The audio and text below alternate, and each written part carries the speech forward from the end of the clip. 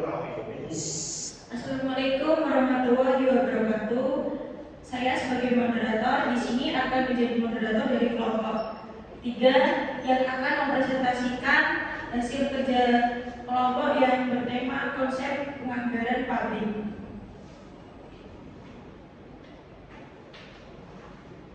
Di sini beranggotakan yang pertama ada Niko Aditya Lolyandra Putra dengan NIM 20212047.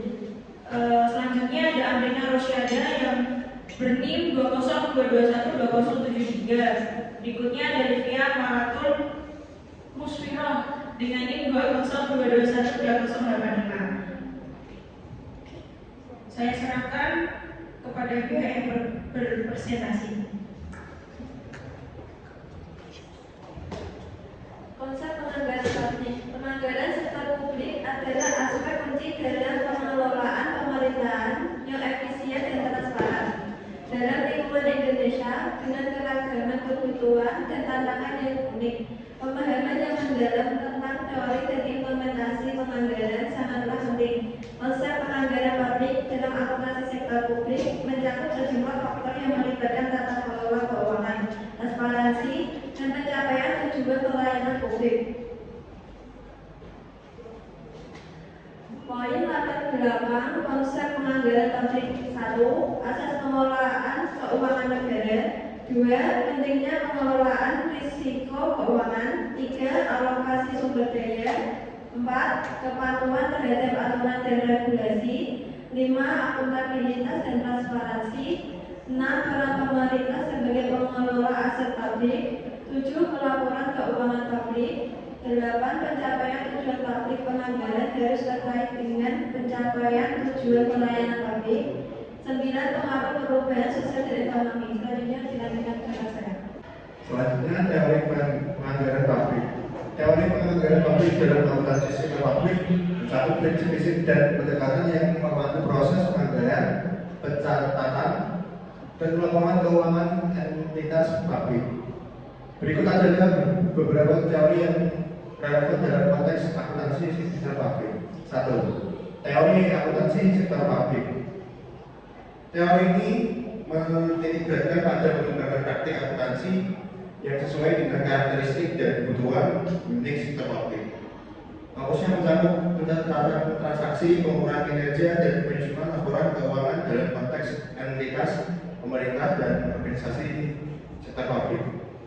2. Teori akuntabilitas dan transparansi. Akuntabilitas dan transparansi adalah dua konsep kunci dalam penganggaran pabrik.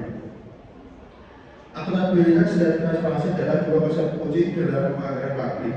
Teori ini menekankan pentingnya menjelaskan dan bertanggung jawab atas penggunaan dana pabrik kepada masyarakat dan pemangku kepentingan lainnya. Ketiga, teori ekonomi pabrik. Prinsip-prinsip ekonomi pabrik seperti alokasi sumber daya yang efisien dan efektif memainkan peran penting dalam teori penganggaran pabrik. Pengeluaran pabrik harus diarahkan pada program dan proyek yang memberikan manfaat maksimal bagi masyarakat. 4. Teori keagenaan atau agensi teori. Teori ini mempertimbangkan hubungan agen atau pemerintah dan prinsipal atau masyarakat dalam konteks penganggaran. Teori keagenaan mencakup cara pemerintah dapat memastikan kepatuhan terhadap kebijakan dan bagaimana kepentingan masyarakat tercermin dalam alokasi dana.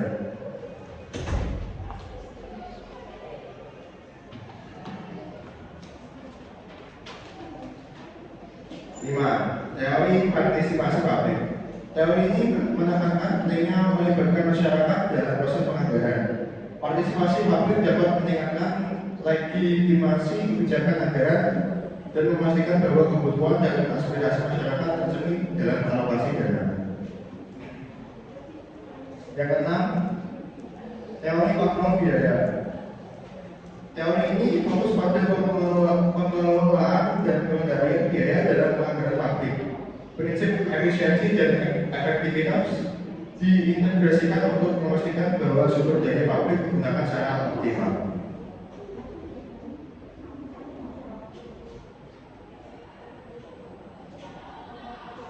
Selanjutnya adalah sistem penganggaran publik. Sistem penganggaran publik dalam akuntansi sektor publik adalah kerangka kerja yang digunakan untuk merencanakan, mengelola, dan melaporkan penggunaan dana publik. Berbagai metode dan pendekatan dapat diterapkan dalam pengembangan sistem penganggaran publik, dan ini dapat bervariasi antar negara. Beberapa sistem penganggaran publik umum melibatkan: 1. Penganggaran berbasis kinerja atau performance based budgeting. Sistem ini menekankan pengukuran kinerja dan pencapaian tujuan sebagai dasar alokasi sumber daya. Penganggaran berbasis kinerja berfokus pada hasil yang diinginkan dan bagaimana sumber daya dapat dioptimalkan untuk mencapai tujuan tersebut. Yang kedua, penganggaran instrumental. Pendekatan ini melibatkan penyesuaian terhadap anggaran sebelumnya, baik dalam bentuk peningkatan atau pengurangan. Pemenusan penganggaran didasarkan pada perubahan kecil atau penyesuaian dari tahun sebelumnya. 3. Penganggaran nol atau zero based budgeting. Dalam penganggaran nol, setiap program atau kegiatan dievaluasi dari awal dan alokasi dana dimulai dari nol. Pendekatan ini memerlukan justifikasi setiap elemen anggaran, memastikan bahwa setiap program atau kegiatan memberikan nilai tambah. 4. Penganggaran partisipatif melibatkan partisipasi masyarakat dan pemangku kepentingan dalam proses penganggaran. Tujuannya adalah meningkatkan transparansi, akuntabilitas, dan memastikan kebutuhan masyarakat terjamin dalam alokasi sumber daya. Yang kelima, penganggaran berbasis program dan kegiatan atau program performance based budgeting. Pendekatan ini mengorganisir anggaran berdasarkan program dan kegiatan tertentu dengan fokus pada hasil yang ingin dicapai. Pengukuran kinerja digunakan untuk mengevaluasi efektivitas program dan alokasi sumber daya. Yang keenam, penganggaran berbasis aktual atau aktual based budgeting melibatkan pengukuran dan pelaporan transaksi keuangan berdasarkan aktual bukan kas. Pendekatan ini membantu meningkatkan transparansi dan akuntabilitas dalam pengelolaan keuangan sektor publik. Yang ketujuh, penganggaran multi tahunan. Penganggaran untuk periode lebih dari 1 tahun, biasanya 3 hingga 5 tahun. Ini memberikan stabilitas dan visibilitas jangka panjang, memungkinkan perencanaan yang lebih baik untuk program dan proyek jangka panjang. Yang ke-8 adalah sistem informasi penganggaran. Penggunaan sistem informasi yang efisien dan terintegrasi untuk menyusun, melaksanakan, dan memantau anggaran. Sistem ini dapat membantu dalam laporan real time dan memudahkan pengambilan keputusan. Selanjutnya akan dijelaskan oleh teman saya. Selanjutnya adalah siklus penganggaran publik. Siklus penganggaran publik dalam akuntansi sektor publik melibatkan beberapa tahap kunci. Pertama, terdapat tahap perencanaan anggaran, di mana entitas publik menetapkan tujuan dan prioritas penggunaan dana. Setelah itu, langkah penyusunan anggaran dilakukan dengan mengestimasi pendapatan dan menetapkan alokasi pengeluaran. Selanjutnya, teknik penganggaran publik. Teknik penganggaran publik dalam akuntansi sektor publik melibatkan beberapa pendekatan, seperti yang pertama, pendekatan berbasis kinerja atau performance based budgeting, menghubungkan alokasi anggaran dengan pencapaian tujuan dan kinerja organisasi. Yang kedua, pendekatan berbasis program atau program based budgeting. Pendekatan berbasis program fokus pada program atau proyek spesifik, memungkinkan evaluasi yang lebih baik terhadap hasil dan dampaknya. Yang ketiga, pendekatan nol berbasis kinerja atau zero based budgeting. Setiap program dievaluasi dari awal dan alokasi anggaran tidak diasumsikan dari tahun sebelumnya.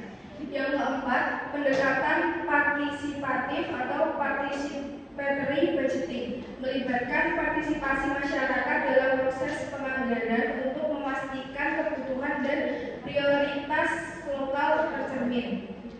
Yang terakhir ada pendekatan fleksibel atau fleksibel budgeting, memberikan fleksibilitas dalam anggaran untuk menanggapi perubahan kondisi ekonomi atau kebijakan.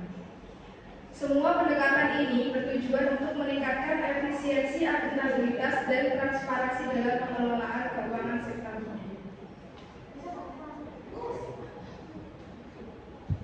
Sekian presentasi dari kelompok 3. Jika ada yang mau bertanya, silakan ketik komentar di bawah ini.